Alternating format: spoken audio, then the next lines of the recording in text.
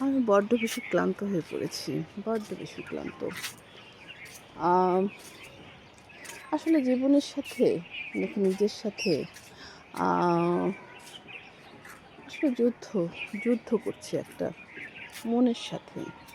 মনের সাথে একটা যুদ্ধ করছি ভীষণ রকমভাবে যুদ্ধটা চলছে আমার মানসিকভাবে। আমি ক্ষতিগ্রস্ত শারীরিকভাবে। তারপরও যুদ্ধ চালিয়ে যাচ্ছি।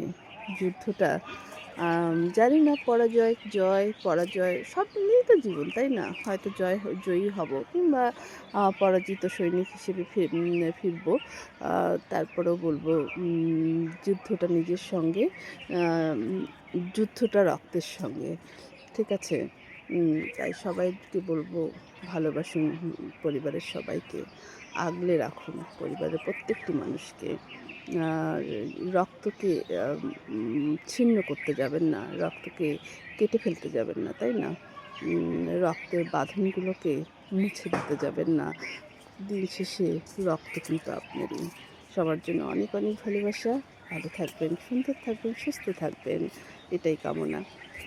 ভিডিওটি ভালো লেগে থাকলে অবশ্যই একটা লাইক, একটা কমেন্ট আর একটা শেয়ার করে দেবেন প্লিজ।